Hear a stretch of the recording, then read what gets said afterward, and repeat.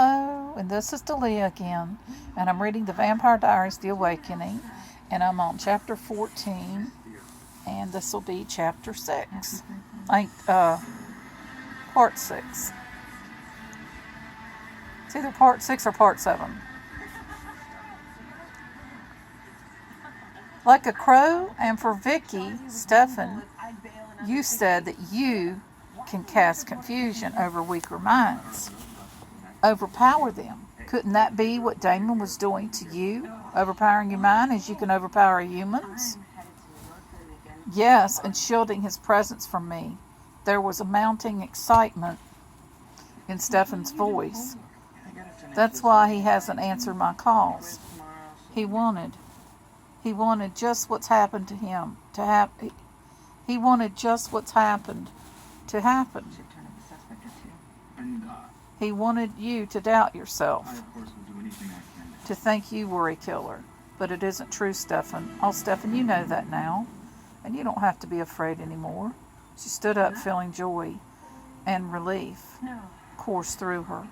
Out of the hideous night, something wonderful had happened. That's why you've been so distant with me, isn't it? She said, holding out her hands to him. Because you're afraid of what you might do, but there's no need for that any longer, isn't there?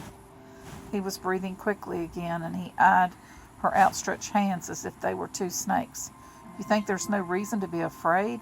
Damon may have attacked those people, but he doesn't control my thoughts, and you don't know what I've thought about you. Can you make it a one-line version so I can at least pretend to help? Elena kept her voice level.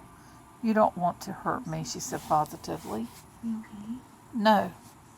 There have been times watching you in public when I could scarcely bear not to touch you, when I was so tempted by your white throat, your little white throat, with the faint blue veins beneath the skin. His eyes were fixed on her neck in a way that reminded her of Damon's eyes, and she felt her heart beat. Step up.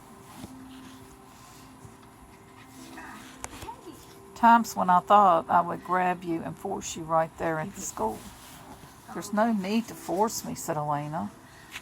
She could feel her pulse everywhere now, in her wrist, and the sides of her elbows, and in her throat. I made my decision, Stefan, she said softly, holding his eyes. I want to.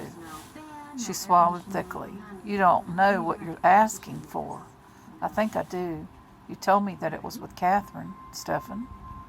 I want it to be like that with us. I don't mean I want you to change me, but we can share a little without that happening, can't we? I know, she added even more softly, how much you love Catherine. But she's gone now, and I'm here. And I love you, Stefan, and I want to be with you.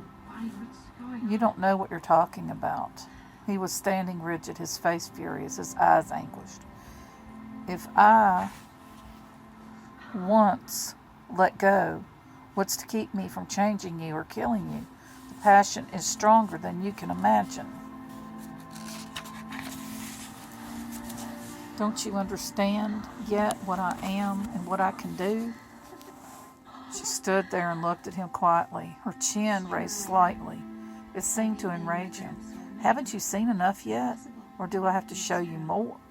Can you picture what I might do to you? He strode over to the coal fireplace and snatched out a long piece of wood, thicker than both Elena's wrists together.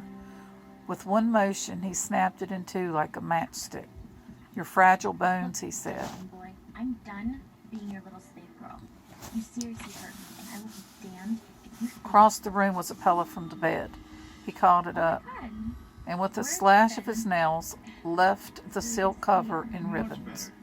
Your soft skin. And then he moved toward Elena with preternatural quickness. He was there and had hold of her shoulders before she knew what was happening. He stared into her face a moment. Then with a savage hiss that raised the hairs at the nape of her neck, drew his lips back. It was the same snarl she had seen on the roof, those white teeth bared. The canines grown to unbelievable lengths and sharpness. They were the fangs of a predator, a hunter. Your white neck, he said in a distorted voice. Sex or compulsion or any of our other Okay, and that'll be the next part coming up.